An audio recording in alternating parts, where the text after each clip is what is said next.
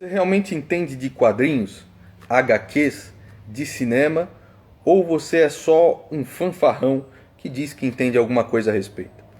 Bom, chegou às minhas mãos este livro aqui chamado Os Quadrinhos, né?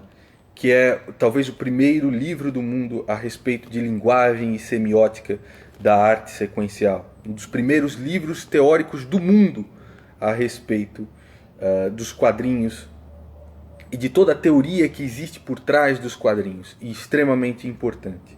E o autor desse livro aqui eu conheço muito bem, e ele foi responsável por destronar os americanos. Eles sempre diziam que a primeira história em quadrinhos, da forma que nós conhecemos hoje, na realidade foi Yellow Kid. E o autor desse livro aqui descobriu que a primeira história em quadrinhos na realidade foi feita por um brasileiro, 26 anos antes, chamado Ângelo Augustini, que é esse camarada aqui, responsável inclusive, né, pela abolição da escravatura no Brasil. Um dos responsáveis pela abolição da escravatura no Brasil, com as críticas que ele fazia no jornal dele. Você sabia disso? Você sabia que quem idealizou as histórias em quadrinhos como você vê hoje foi na realidade um brasileiro chamado Ângelo Augustini, que é um herói nacional, responsável pela abolição da escravatura também? Sabia disso? Não, porque a cultura do Brasil está jogada na lama. Aquilo que você sabe é muito pouco. E o autor desse livro aqui eu conheço muito bem, porque foi meu pai. E o sonho da vida dele era ver as pesquisas dele, aquilo que ele descobriu para nós brasileiros, entendeu? Reconhecido de maneira nacional. Foi prometido para o meu pai, um pouco antes da morte, né, que seria feita a estátua de Ângelo Augustini e um plano cultural, né, para que os brasileiros conhecessem quem é Ângelo Augustini, que é realmente uma figura de muita importância. Adivinha para onde foi esse dinheiro? Para o Luan Santana, para Cláudia Leite e tudo mais. E você continua sem saber a respeito de um grande herói nacional. Esse livro, Os Quadrinhos, é talvez o livro mais importante a respeito de semiótica e do estudo teórico dos quadrinhos do mundo. Não é só do Brasil não, amigo, é do mundo.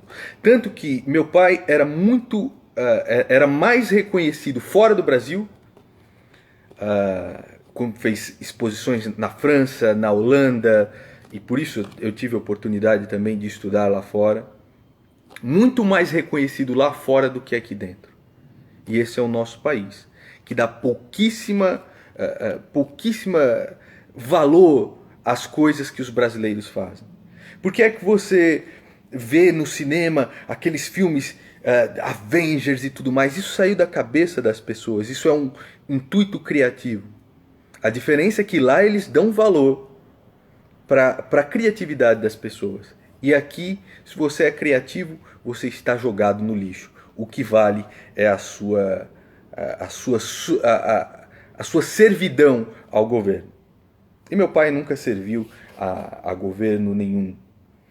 E eu lembro dele escrevendo essa segunda edição aqui do livro Os Quadrinhos, né, já com a mão direita sem movimentos, né, mais de 80 anos, a mão direita sem movimentos. O que ele fez?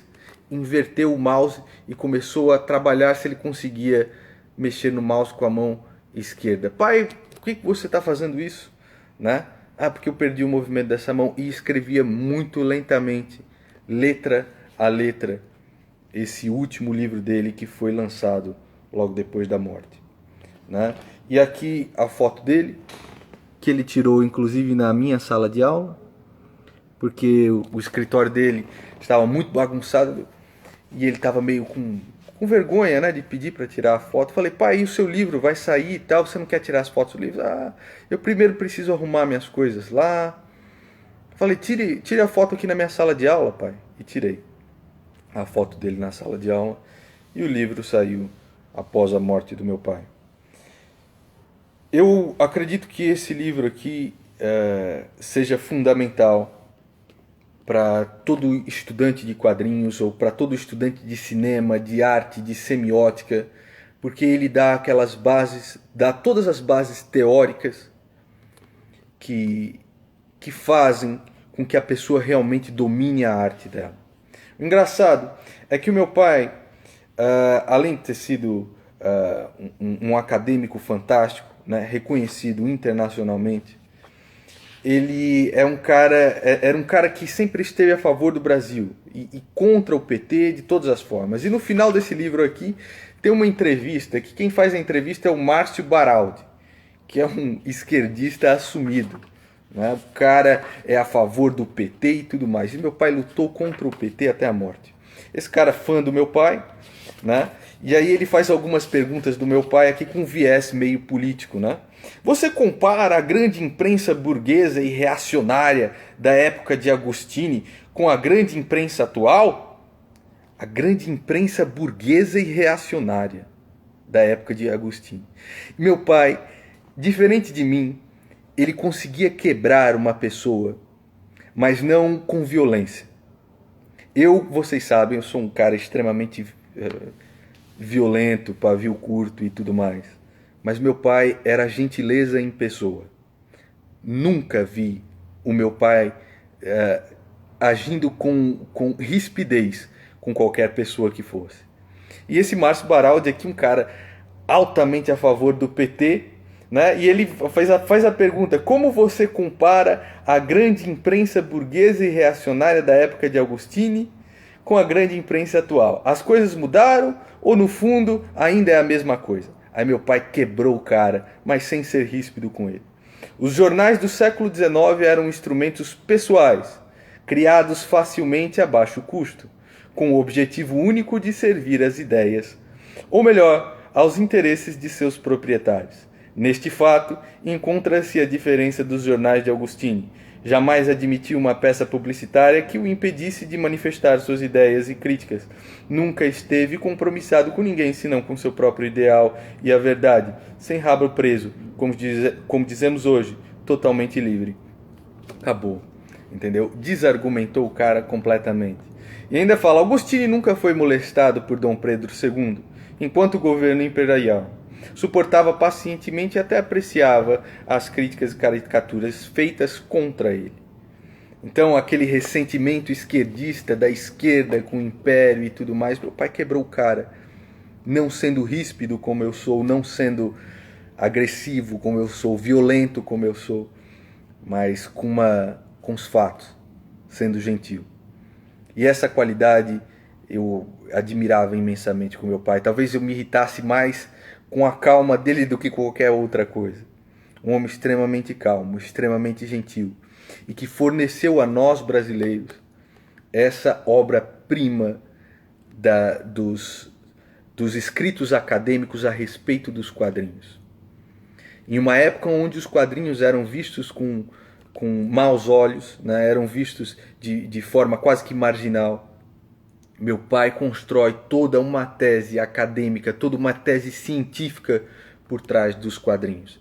E esse livro, se você é estudante de quadrinhos, de cinema ou de qualquer coisa que envolva a percepção das pessoas, a semiótica, esse é o livro mais importante que você pode adquirir. Difícil de ler. Tem aqui algumas coisas que eu falo: meu Deus, que teoria. Olha só, a teoria em cima de um quadrinho, acho que é do Batman aqui, alguma coisa do tipo, né? Ele pega e estuda o quadrinho, como é que... E esses estudos mudam a percepção das pessoas, inclusive no cinema, porque o cinema é feito em cima de storyboards e onde que vai a câmera e tudo mais. Esse livro aqui, um dos livros mais importantes do mundo a respeito de linguagem e semiótica. Bom, é pena que meu pai não pôde ver esse livro concluído. É pena que ele tenha chegado a nós só até agora. Mas eu tenho certeza que onde quer que meu pai esteja, ele vai se sentir feliz se você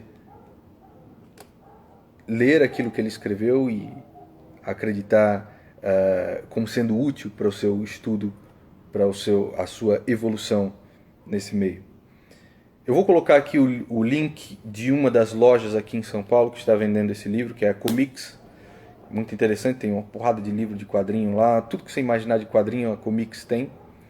E é isso. Eu me estendi demais nesse vídeo, mas eu acredito que o meu pai e o trabalho que ele fez a respeito de Ângelo Agostini, que é um herói nacional, um herói do Brasil, mereçam todo esse respeito, todo esse espaço, né? E aqui a minha lembrança a ele e os meus agradecimentos por esse livro e pela contribuição que ele deu ao Brasil.